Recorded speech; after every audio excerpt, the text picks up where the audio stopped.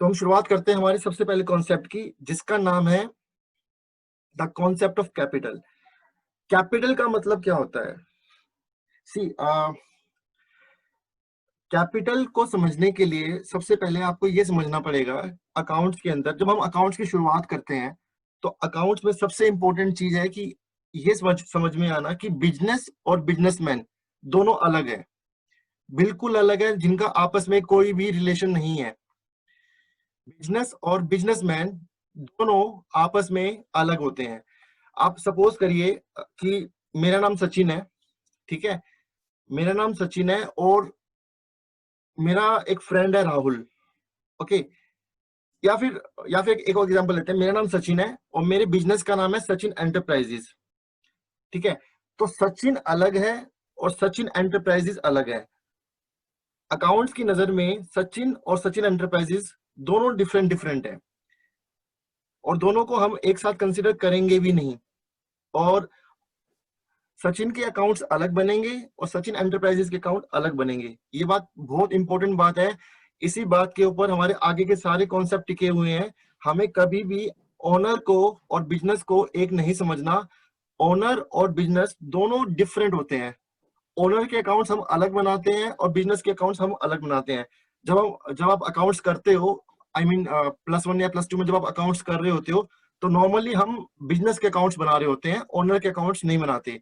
और जब आप रियल लाइफ में आते हो तो रियल लाइफ में आपको ओनर के अकाउंट भी बनाने पड़ते हैं और बिजनेस के अकाउंट भी बनाने पड़ते हैं।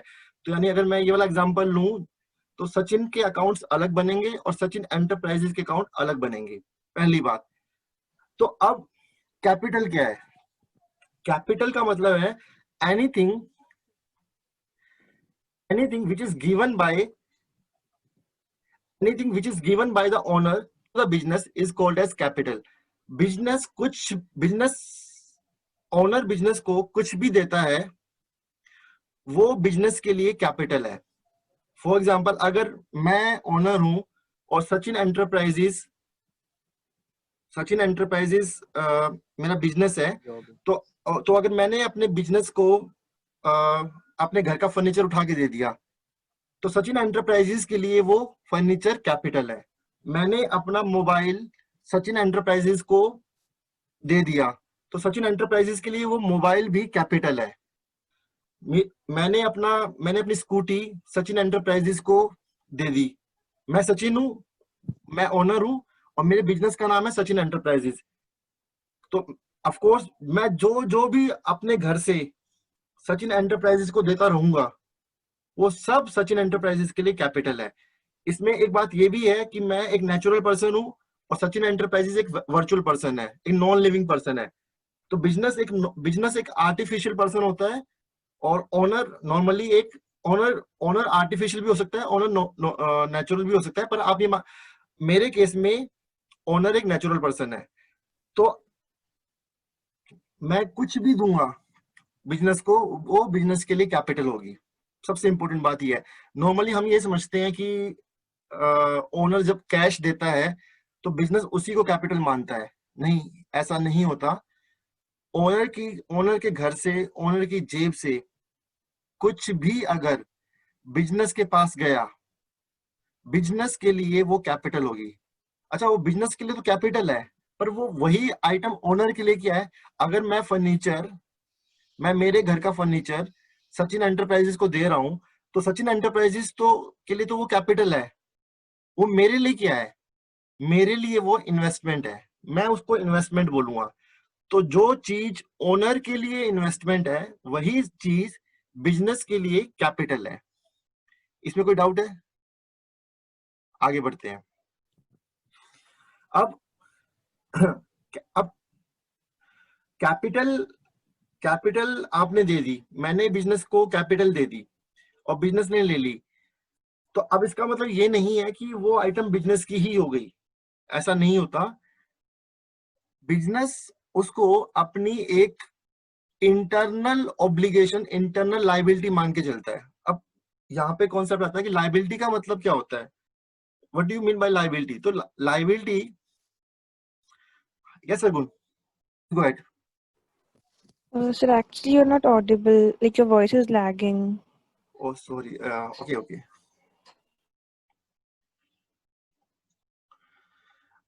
Okay, let me wait for a second. Let me use the headphones.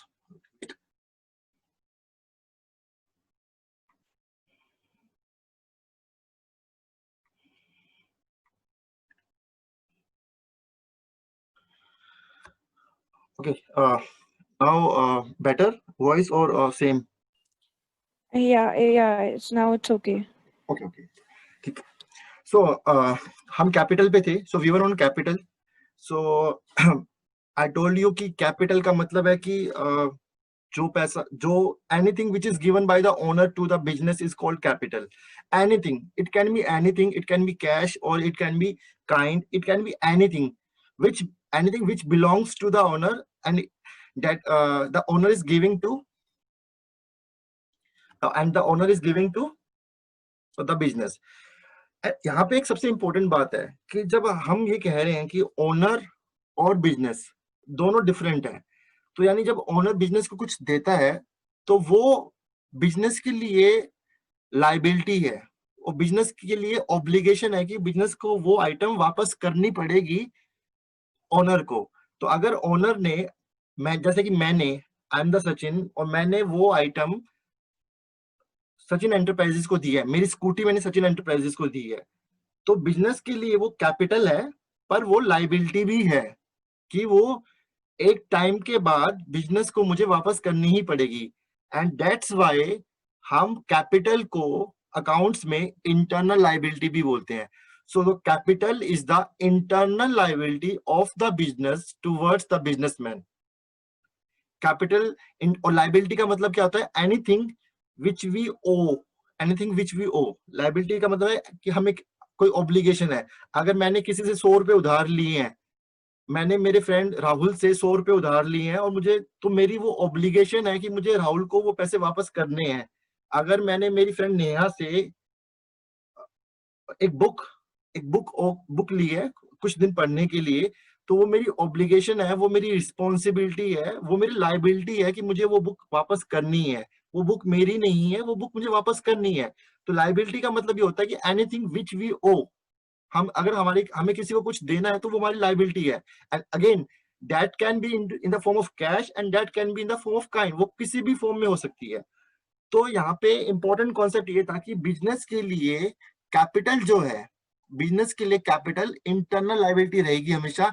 And why we are saying internal liability, why we are using the word internal, because business के लिए जो ओनर है वो इंटरनल पर्सन है.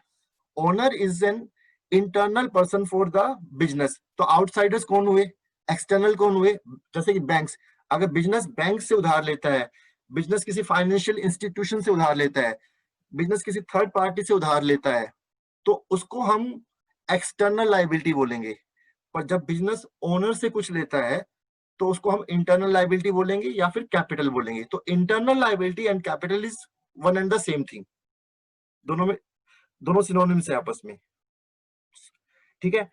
तो अब आते हैं हम नेक्स्ट पॉइंट पे, which is our which is the most important concept, asset.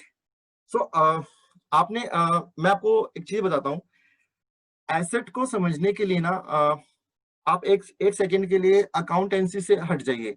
आपने मूवीज के अंदर भी या अपने नॉर्मल रूटीन लाइफ में भी कई बार लोगों से सुना होगा कि ये हमारी एसेट है, ये हमारा लाइक. अगर आपने स्पाई मूवीज देखी होंगी तो स्पाई मूवीज में जो इन्वेस्टिगेशन एजेंसीज होती हैं वो अपने एजेंट्स को अपनी एसेट्स बोलते हैं. तो एसेट्स का मतलब ये होता है कि anything which will give you benefit in future. कोई भी चीज जो आपको बेनिफिट देंगी फ्यूचर में वो आपकी एसेट है. मतलब कि अगर मैं आपको एग्जांपल दूं इसका, जैसे कि मैंने कैलकुलेटर अमेजोन से ऑर्डर किया. ठीक है. मैंने कैलकुलेटर अमेजोन से ऑर्डर किया एंड वो कैलकुलेटर मेरे घर पर आया. तो वो कैलकुलेटर को मैं अपनी एसेट बोल रहा हूँ. Why I am saying the calculator is my asset? उसके दो रीजन है. पहली बात तो उस कैलकुलेटर के लिए मैंने पे किया है, वो कैलकुलेटर मेरे पोजेशन में है, मेरे पास में है. दूसरा रीजन है कि उस कैलकुलेटर से मुझे फ्यूचर में बेनिफिट्स मिलने वाले हैं. बेनिफिट्स, बेनिफिट्स कैसे, benefits is in the form of like मुझे फ्यूचर में कैलकुलेशंस करने में वो मेरी हेल्प करेगा, ठीक है। तो बेनिफिट्स किसी भी फॉर्म में हो सकते हैं, बेनिफिट्स किसी भी फॉर्म में हो सकते हैं। कोई भी चीज, कोई भी आइटम अगर आपको फ्यूचर में बेनिफिट्स प्रोवाइड करती है, बेनिफिट्स प्रोवाइड करने वाली है, और जो अभी आपके पोजेशन में है, वो चीज, वो हर चीज, वो हर आइटम आपकी एसेट है, हर आइटम आपकी एसेट है। मैं आपको इसको एक ना बहुत इजी एग्जांपल से समझाने की कोशिश करता हूँ। There is a difference between expense and asset. हम नॉर्मली एक्सपेंस और एसेट में कंफ्यूज होते हैं कि what is expense and what is asset, क्या दोनों सेम है। मैं आपको एक एग्जांपल देता हूं ताकि आपको समझ में आए। आपने डोमिनोज से पिज्जा ऑर्डर किया 500 रुपए का, पिज्जा आपके घर पर आया, आपने पिज्जा खा लिया, 500 रुपए की उसकी वैल्यू थी, एक केस। सेकंड केस, आपने अमेजोन से कैलकुलेटर ऑर्डर किया, वो भी 500 रुपए का है, कैलकुलेटर आपके घर पर आ गया, कैलकुलेटर आपके घर पे रखा हुआ है। अब इनमें से, इसमें से जो पिज्जा है उसको मैं एक्सपेंस बोलता हूं और कैलकुलेटर को मैं एसेट बोलता हूं। ऐसा क्यों? दोनों की वैल्यू सेम है, 500 रुपए, 500 रुपए का पिज्जा आया था, 500 रुपए का, 500 रुपए का ही कैलकुलेटर आया था, दोनों मैंने ऑनलाइन ऑर्डर किए थे। तो ऐसा क्या हो गया कि मैं डोमिनोज का जो एक्सपेंस है, जो पिज्जा है उसको मैं एक्सपेंस बोल रहा हूँ, और कैलकुलेटर पे जो मैंने अमाउंट पे किया है उसको मैं एसेट बोल रहा हूँ। जो पिज्जा आया है उस पिज्जा को मैंने, हाँ जी Sargun. No, I wanted to answer your question. Like, Please go ahead. Please go ahead. Please go ahead. because like pizza will not give us benefit in the future, but the calculator will give us benefit in the future. That's why it is considered as pizza is considered expense and is considered as asset. Perfect. Perfect.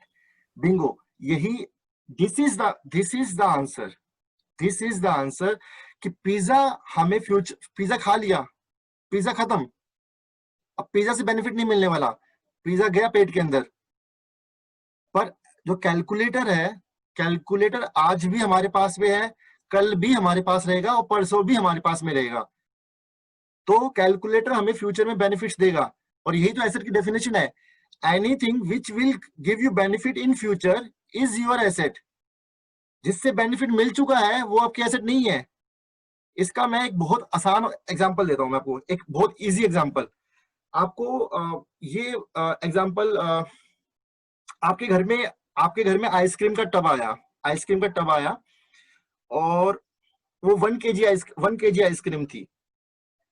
And वो जो ice cream है, वो उस ice cream की जो expiry date है वो 5 दिन की है, मतलब 5 दिन तक आप उसको कंज्यूम कर सकते हो।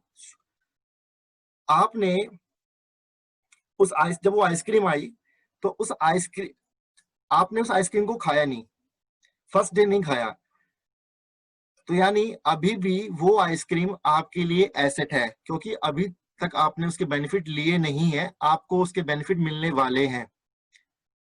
अगले दिन आपने उस आइसक्रीम में से 1/4 पार्ट यानी 250 ग्राम्स खा लिया। जैसे ही आपने 250 ग्राम्स आइसक्रीम को कंज्यूम किया, जो 250 ग्राम्स ऑफ आइसक्रीम थी वो आपकी बन गई एक्सपेंस, क्योंकि आपने कंज्यूम कर लिया, और जो रेस्ट 750 ग्राम्स आपने कंज्यूम नहीं किया वो आपकी है एसेट, क्योंकि वो अभी आपको फ्यूचर में बेनिफिट देने वाली है। तो गाइस, यहाँ पे सबसे इंपॉर्टेंट पॉइंट ये है कि अगर कोई भी आइटम से आपको बेनिफिट मिल जाता है, आप बेनिफिट कंज्यूम कर लेते हैं, तो वो आइटम आपके लिए एक्सपेंस बन जाती है। पर कोई आइटम अगर आप कंज्यूम नहीं करते हैं और उससे आपको फ्यूचर में बेनिफिट मिलने वाला है, तो वही आइटम आपके लिए एसेट रहती है। आज जो एसेट है, कल अगर आप उसको कंज्यूम कर लेंगे तो आज वाली एसेट कल आपके लिए एक्सपेंस बन जाएगी। एंड सबसे इंपॉर्टेंट पॉइंट ये है कि वो एसेट आपके पोजेशन में होनी चाहिए। एंड व्हेन आई से पोजेशन, पोजेशन का मतलब ये नहीं है कि किसी और की आइटम अपने पास में रख ली, नो नो। वो मतलब, अगर मैं स्कूटी का एग्जांपल लेता हूं, अगर मेरे फ्रेंड की स्कूटी मेरे घर पे रखी हुई है, मेरा फ्रेंड कुछ दिनों के लिए बाहर चला गया और उसने कहा कि मेरे घर पे जगह नहीं है, क्या मैं अपनी स्कूटी आपके घर पे पार्क कर दूं? मैंने कहा कर दो, कोई दिक्कत नहीं है, पार्क कर दो, कोई इशू नहीं है। अब उसकी स्कूटी मेरे घर पे रखी हुई है, फिजिकली फिजिकली पोजेशन मेरे पास में है, पर उसके पेपर तो मेरे फ्रेंड के नाम पर है, तो मैं उसको अपनी एसेट नहीं बोल सकता। मैं उसको अपनी एसेट तभी बोलूंगा जब उस स्कूटी के कागज मेरे नाम पे होंगे। तो जब हम कहते हैं कि किसी चीज का पोजेशन हमारे पास में है, तो हम फिजिकल पोजेशन की बात नहीं करते हैं, हम बात करते हैं कि उसका, उसके पेपर्स, उसका बिल, उसका इनवॉइस भी हमारे नाम पे होना चाहिए। एसेट एक बहुत बड़ी टर्म है, हम इसको डिस्कस करते रहेंगे, पर अभी के लिए आपको जो मैंने समझाया है वो एक ब्रॉड और डिटेल्ड कॉन्सेप्ट था। आई होप आपको समझ में आ गया होगा। अब इसी में इसी में एक चीज और सामने आती है, the difference between expense and the loss. Expense और लॉस में क्या डिफरेंस है? किसी को आइडिया है? कोई बताना चाहेगा एक्सपेंस एंड लॉस में क्या डिफरेंस है? गाइस, ये हमें इंटरेक्टिव सेशन बनाना है, तो शर्माने वाली बात नहीं है। मैं सबके लिए ये मान के चल रहा हूँ कि किसी को कुछ भी नहीं आता है, सब लोग जीरो पे हैं, इसलिए मैंने बेसिक से स्टार्ट किया है, ठीक है। And don't worry about your syllabus, आपका सिलेबस मैं कंप्लीट करवाऊंगा, मुझे चाहे कितनी भी क्लासेस लेनी पड़े, आपको घबराने की जरूरत नहीं है, पर मुझे आपकी 100% इन्वॉल्वमेंट चाहिए। मैं आपको बता देता हूँ कि मैं अकाउंट्स का एक होम ट्यूटर हूँ वैसे, और मैंने होम ट्यूशन छोड़ दी है पेंडेमिक भी और फैमिली ऑब्लिगेशंस के कारण, पर I want to use my knowledge to assist the students whose studies have been impacted by the pandemic, ठीक है।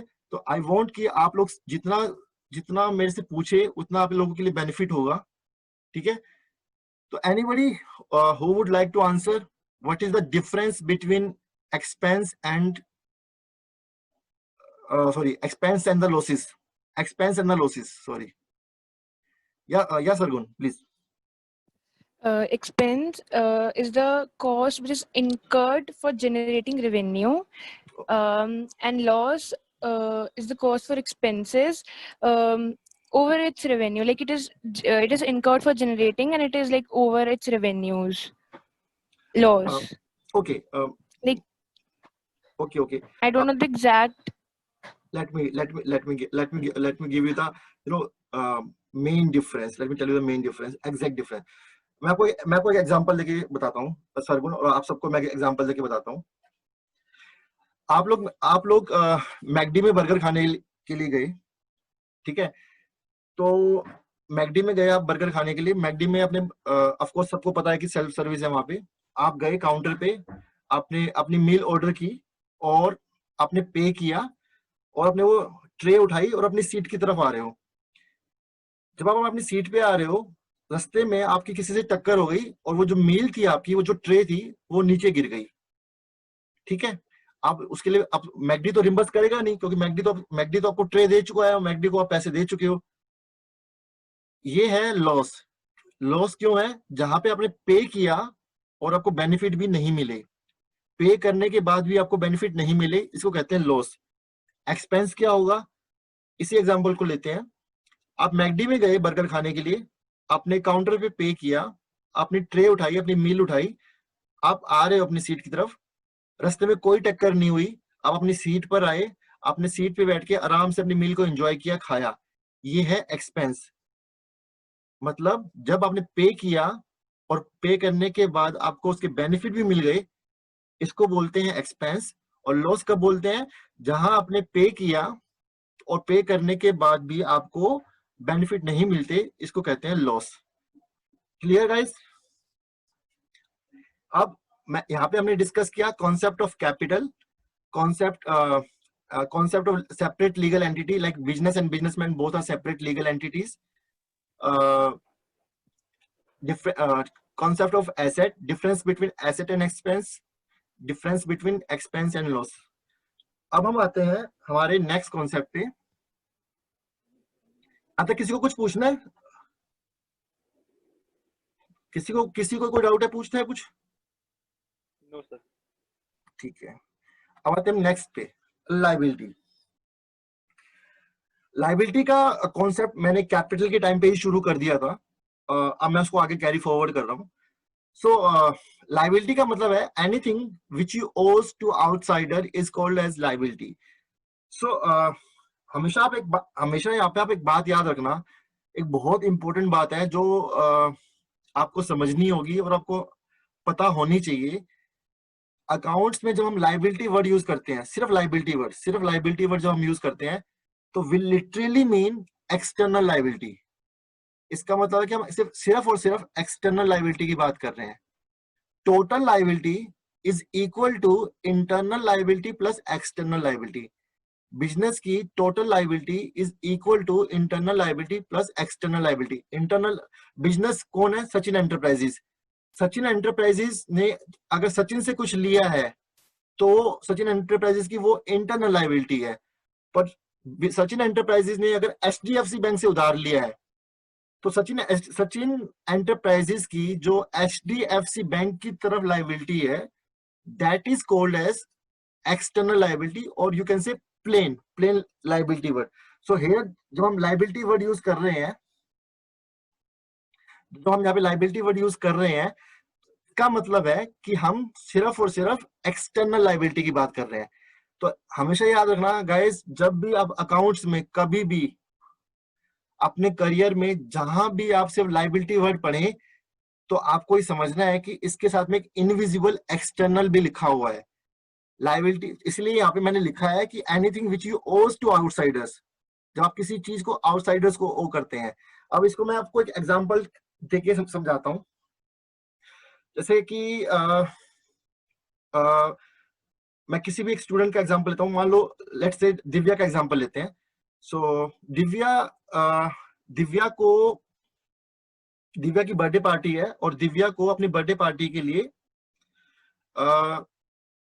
1000 रुपीज चाहिए, अपने 1000 रुपए चाहिए. तो दिव्या ने क्या किया? दिव्या ने अपने पापा से 300 रुपए उधार ले लिए और 700 रुपए अपने फ्रेंड से उधार ले लिए. मान लो हर फ्रेंड इज सरगुन. तो दिव्या ने क्या किया? दिव्या ने 300 रुपए अपने पापा से उधार लिए और 700 रुपए सरगुन से लिए, और इस तरह दिव्या के पास में 1000 रुपए आ गए.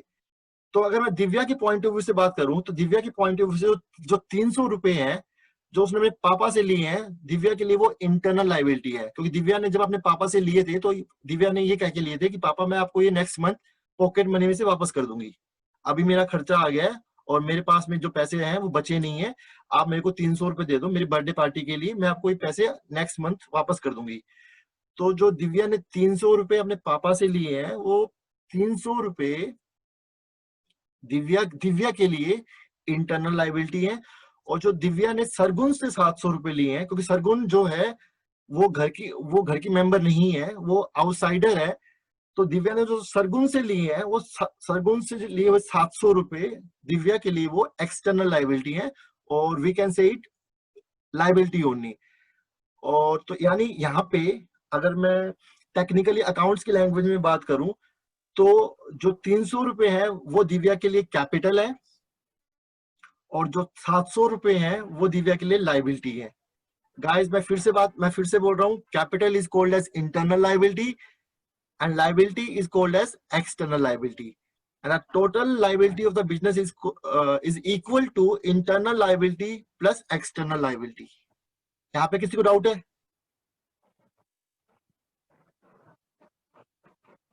ठीक है. तो ये हमारा हो गया लाइबिलिटी का कॉन्सेप्ट. ठीक है. तो अब यहाँ पे हमने ये डिस्कस किया कि क्या anything which is given by the business to the businessman, anything which is given by the businessman to the business is called as capital. Anything which will give you benefit in the future and is in your possession is called asset. Anything which you owes to outsider is your external liability or liability. And अगर आप किसी चीज का benefit ले चुके हैं, if you have taken the benefit already from an item, so that is called as an expense. और पे करने के बाद भी अगर आपको बेनिफिट नहीं मिला है तो उसको बोलते हैं हम लॉस. ठीक है.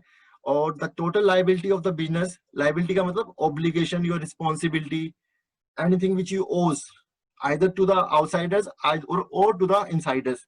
The insiders are called as the owners of the company, and the outsiders can be anyone. That can be bank, that can be financial institutions, or that can be outsider, any person. So the total liability of the business is called plus internal plus external. Clear? And okay ठीक है. आज की class में हम इतना ही करते हैं. कल हम अकाउंट्स, कल हम टाइप्स ऑफ एसेट करेंगे, कल हम टाइप्स ऑफ लाइबिलिटीज करेंगे, कल हम अकाउंटिंग इक्वेशन करेंगे, कल हम अकाउंटिंग इक्वेशन को समझेंगे. And I just need 3 or 4 classes only for the basics. मैं आई होप मैं 3-4 क्लासेस के बाद में आप लोगों को समझ में आ जाएगा, और 3-4 क्लासेस के बाद में मैं स्प्लिट कर दूंगा, +1 और +2 को स्प्लिट कर दूंगा. फिर मैं +2 की मैं पार्टनरशिप अकाउंटिंग शुरू करूंगा, और +1 का मैं फिर स्टार्टिंग से सिलेबस शुरू करूंगा. तो it's just a matter of I think 3-4 classes maximum, अगर सब लोग रहे. हम कल क्लास करेंगे, और कल क्लास हम 6 o'clock के आसपास ही करेंगे. किसी को दिक्कत है कल 6 o'clock आने में?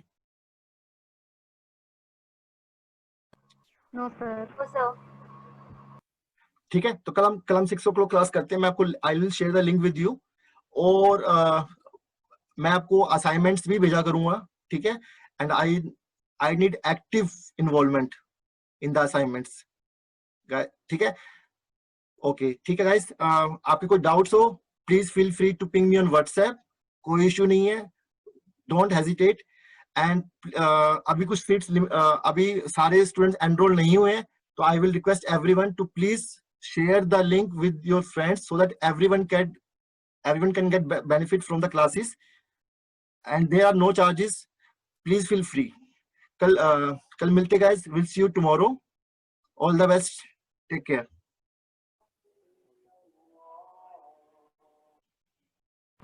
Thank you, sir. Welcome.